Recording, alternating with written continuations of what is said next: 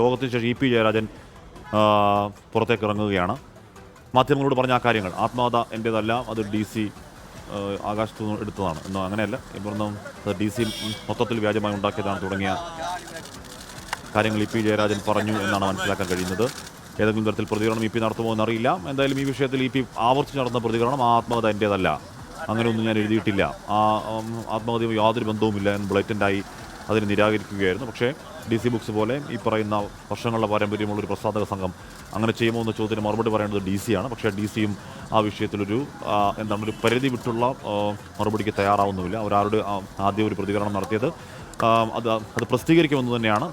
അത് പ്രസിദ്ധീകരിക്കുമ്പോൾ അതിൻ്റെ കണ്ടന്റ് അറിയാം എന്നതല്ലാതെ ഇ.പി. ജയരാജൻ ഉന്നയിക്കുന്ന ഇതൊക്കെ ഒരു ഗൂഢാലോചനയാണ് എന്ന് പറയുന്നു. അപ്പോഴും DGP-ക്ക് പരാതി നൽകി. DGP-ക്ക് പരാതി നൽകിയതിൽ DC-യുടെ പേര് അതിൽ ഉൾപ്പെടുത്താത്തത് എന്തുകൊണ്ടാണ് എന്നുള്ള ദുരൂഹത അവിടെ നിൽക്കുകയാണ്. ഇ.പി. ജയരാജൻ യോഗത്തിന് ശേഷം ഇറങ്ങി മടങ്ങുകയാണ്. ഉമേഷ് ബാലകൃഷ്ണൻ അവിടെ ചേരുന്നത്. ഉമേഷ്, ഇപ്പോൾ ഒരു പ്രതികരണത്തിന് ഇ.പി. തയ്യാറായോ? എന്താണ് സെക്രട്ടേറിയറ്റ് യോഗത്തിൽ ഇ.പി. വിശദീകരിച്ചത്? ഇ.പി. നേരത്തെ മടങ്ങുകയാണോ ഉമേഷ്?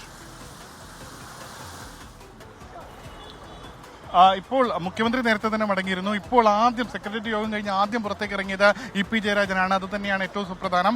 എന്താണ് സെക്രട്ടേറിയറ്റിൽ ചർച്ചയായത്? അദ്ദേഹത്തെ ഈ വിഷയം ആത്മകഥ പരാമർശവുമായി ബന്ധപ്പെട്ട എന്തെങ്കിലും വിഷയങ്ങളിൽ ചർച്ച നടന്നു തുടങ്ങിയ കാര്യങ്ങൾ ഇപ്പോഴും വ്യക്തമല്ല. എന്തായാലും ആ ചോദ്യങ്ങൾക്കൊന്നും ഇ.പി. പ്രതികരിച്ചില്ല. രാവിലെ പറഞ്ഞിരുന്നത് എല്ലാവരെയും കാണുന്നുണ്ട്, പറയേണ്ടത് പറയാം എന്നുള്ള നിലപാടായിരുന്നു ഇ.പി. രാവിലെ എടുത്തത്. പക്ഷേ ആ നിലപാടിൽ അദ്ദേഹം ഉറച്ചു നിന്നില്ല. അദ്ദേഹത്തോട് ചോദ്യങ്ങൾ ചോദിച്ചെങ്കിലും അദ്ദേഹം ഇക്കാര്യത്തിൽ ഒരു മറുപടിയും ഉണ്ടായില്ല. വിഷയം ചർച്ചയായോ, വിഷയത്തിൽ ഏതെങ്കിലും രീതിയിലുള്ള ചർച്ചകൾ നടന്നോ തുടങ്ങിയ ചോദ്യങ്ങളെല്ലാം അദ്ദേഹത്തോട് ചോദിച്ചു. പക്ഷേ അദ്ദേഹം പ്രതികരിക്കാൻ തയ്യാറായില്ല. ഒരു പ്രതികരണവും മാധ്യമങ്ങൾക്ക് മുന്നിൽ നടത്തിയില്ല.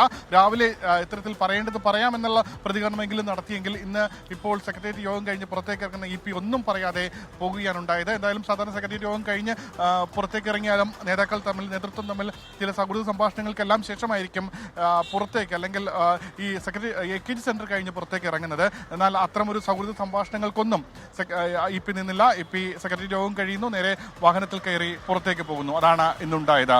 ഉമേഷ്, നമുക്കറിയാം ഉമേഷ്, ഇ.പി. ജയരാജൻ ആവർത്തിച്ചുകൊണ്ടിരിക്കുന്നത് ഇത് ബ്ലേറ്റൻ്റായി അത് എൻ്റേതേ അല്ല, എനിക്കത് അറിയുകയില്ല, അങ്ങനെ ഒന്നും ഉണ്ടായിട്ടില്ല എന്ന് പറയുകയാണ്. അത് വിശ്വസിക്കാൻ പ്രയാസമാണെന്ന് പറയാൻ കാരണം ഈ 172 പേജുള്ള PDF വായിച്ച ആർക്കും അത് ഇ.പി.ക്ക് മാത്രം പറയാൻ കഴിയുന്ന, ഇ.പി.യുടെ മാത്രം വൈയക്തികമായ ഒരുപാട് അനുഭവങ്ങൾ അതിലുണ്ട്. മാത്രമല്ല DC-ക്ക് അത്തരത്തിലൊന്നും എല്ലാം കൂടി റിസർച്ച് ചെയ്തെടുത്തൊരു വ്യാജ പുസ്തകം ഉണ്ടാക്കേണ്ട കാര്യവുമില്ല എന്നിരിക്കെ സെക്രട്ടേറിയറ്റിന് മുന്നിലും അതേ വിശദീകരണം തന്നെ ഇ.പി. നൽകിയാൽ അത് വിലപ്പോകുമോ ഉമേഷ്?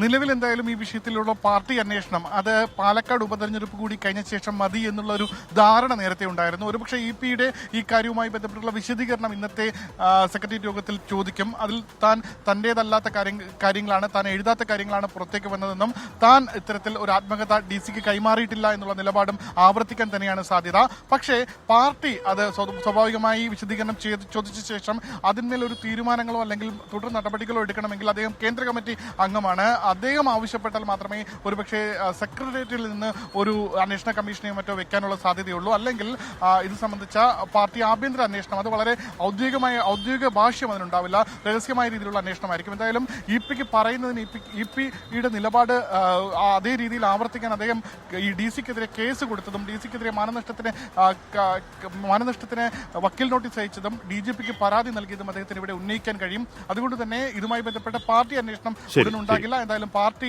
ഇക്കാര്യത്തിൽ അക്കാര്യത്തിൽ എന്താണ് കുറച്ച് ഗൗരവമായി തന്നെ കാണുന്നുണ്ട്. ഇ.പി. ജയരാജൻ പറയുന്നതിന് 100% വിശ്വസിക്കുന്നുവെന്ന് പാർട്ടി സംസ്ഥാന സെക്രട്ടറി എം.വി. ഗോവിന്ദൻ പറയുമ്പോഴും അത് എങ്ങനെയാണ് ഈ പറയുന്ന PDF ഒന്നാകെ പുറത്തേക്ക് പോകാനുള്ള സാഹചര്യം? ഇലക്ഷൻ ദിവസം തന്നെ അത് കൃത്യമായി വരാനുള്ള കാര്യം എന്താണ് എന്ന് പരിശോധിക്കാതിരിക്കാൻ CPM-ന് കഴിയില്ല.